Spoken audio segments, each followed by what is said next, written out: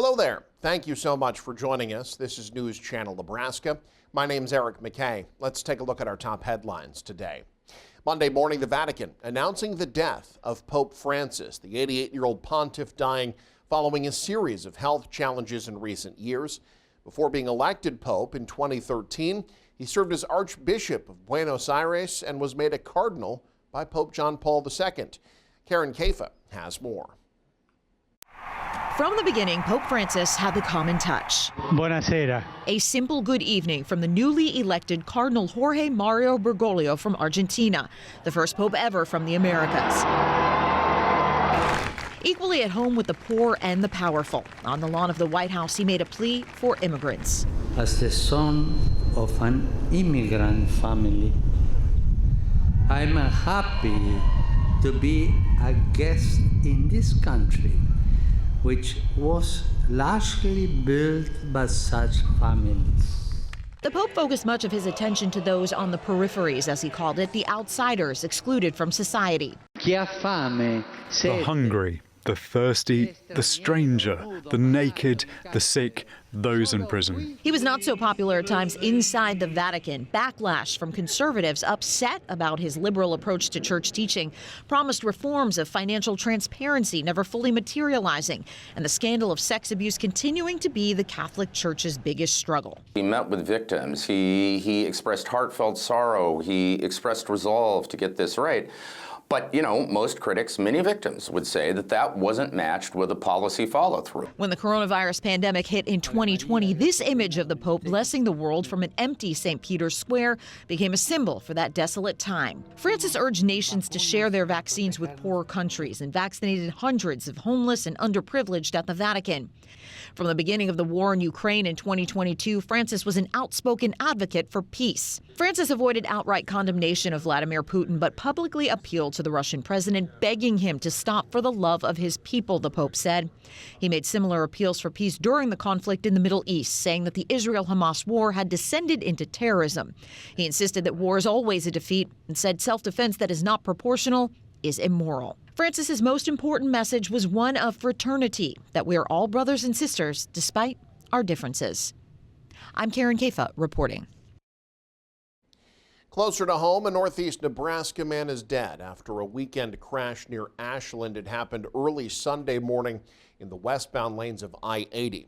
Officials with the Sarpy County Sheriff's Office say 29-year-old Omar Contreras was driving when his vehicle lost a wheel and was struck from behind by a semi. Contreras was pronounced dead at the scene. The driver of the semi was not injured. Authorities say the investigation is still ongoing. Two southeast Nebraska lawmakers say they have no problem with voters deciding whether or not Nebraska should legalize mobile sports betting. Doug Kennedy has more.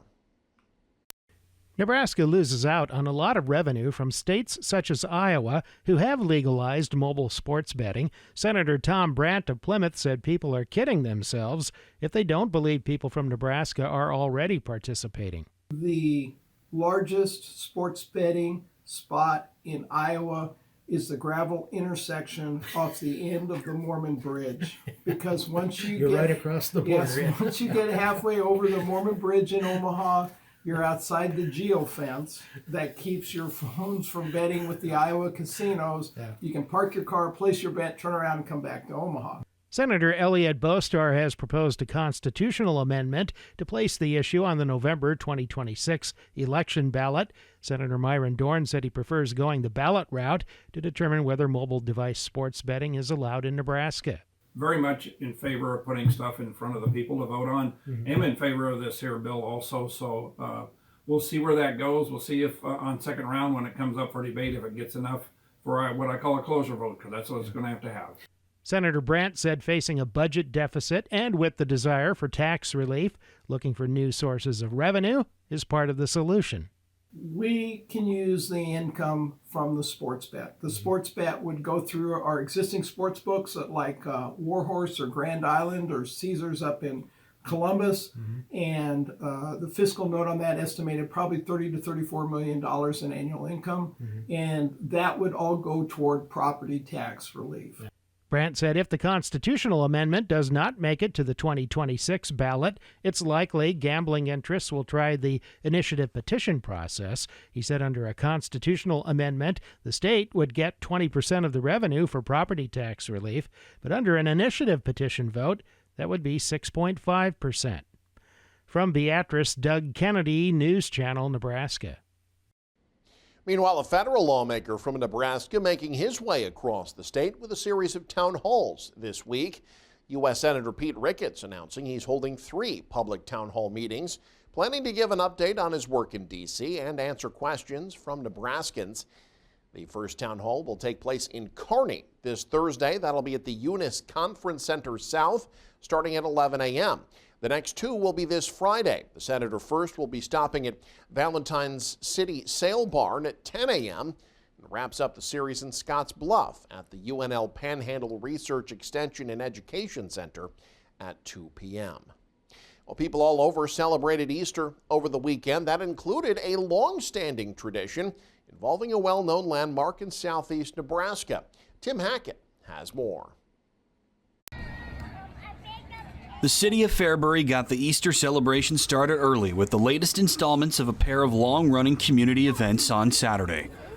Up first, a crowd of kids flocked to the Fairbury Public Library for an Easter event sponsored by local org Jeff's Gone Mad. It featured crafts, games, and activities in the morning, capped off by an Easter egg hunt throughout the library's lawn, and of course, a meet and greet with the Easter Bunny. All was quiet around the iconic Jefferson County Courthouse on Saturday morning, but soon that silence was snapped when families with kids of all ages lined the paths around the courthouse lawn for the Fairbury Easter Egg Hunt, an annual event that the town's Chamber of Commerce has sponsored for more than 2 decades. Half of the courthouse grounds were subdivided by age group, and everyone lined up and waited patiently for the hunt to begin. But once the bell tower chimed once, everyone was off to the races. And just about 5 minutes later, all the targets had been acquired. Finally, it was time to evaluate the haul, meet up with a famous furry character, and place all the Easter eggs back in a box to be used again for next year's Fairbury Easter festivities. In Fairbury, Tim Hackett, News Channel, Nebraska.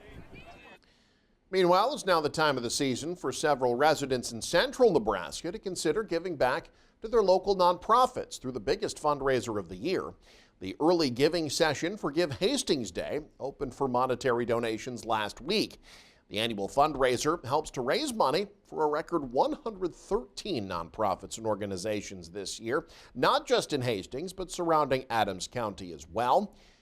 The day, organized by the Hastings Community Foundation, they say the donations are certainly important, but it's also about raising awareness for what these nonprofits do to serve and give back. We work with these nonprofits year-round, and they are doing the work every single day. And for Give Hastings Day, it's bringing that community together, raising awareness of what they're doing year-round, but also they just talk about what they're doing, and it gives them a great platform to be able to not only inspire donors to give to them, but also let the community know of the services they're providing to our community. Last year, donors ended up giving just over $1 million, setting a Give Hastings Day record. Online donations are being accepted at givehastings.org until May 1st. A Northeast Nebraska Fire Department getting a big boost from a local business. The city of Norfolk says their fire division received a $3,500 donation from Nucor Volcraft. Fire officials say they'll be using that money to purchase what are called pack vertical slides. They're pieces of equipment that will help the fire department respond to structural collapse rescues. And finally, winning 3 separate competitions in Nebraska was good enough to earn Cole Cavaney a trip to Colorado, where he'll compete against kids from 3 other states in a regional showdown. And as Dave Greek reports, the sharpshooter from Elm Creek is taking his whole family on a whole new experience. It's a familiar sound in the gymnasium at Elm Creek High School. Cole Cavaney lacing up to perfect his shot from the free throw stripe. He's so good at it, the 11-year-old has won several events locally and regionally to qualify for the Elks Hoop Shoot National Competition. We won the Elm Creek one, we went to Kearney, then we went to York, we went to Colorado Springs. I did not think I was going to make it this far. I knew I was going to make it kind of far, but I did not think I'd make it all the way. He actually was 24-24, and he missed his last shot. The kid has the talent and the form, and he's got the mojo too. Pretty good confidence in it. He's around the game all the time. I've taught him basketball since kindergarten. With the precise aim and a whole lot of swishes, Cole gets to take his mom and dad to Chicago for the finals, and the Elks are flying the family out there. Tanner has never been to the Windy City. In your wildest dreams, did you think your 11-year-old would be bringing you to Chicago? No. Usually we have to pay for his vacation, so this opportunity has just been amazing, and we're really looking forward to it. The message from mom and dad is clear and concise, and Cole is full steam ahead with it. Have fun. She just tells me good job and keep having fun, because I might not get a chance like this again. For him to have the opportunity to do this, it's pretty special. And you can stay up to date with the very latest by following us online. Head to newschannelnebraska.com and click on the News tab. There you can also follow us on X, like us on Facebook and Instagram as well. Thanks for joining us. Have a great day. This is News Channel Nebraska.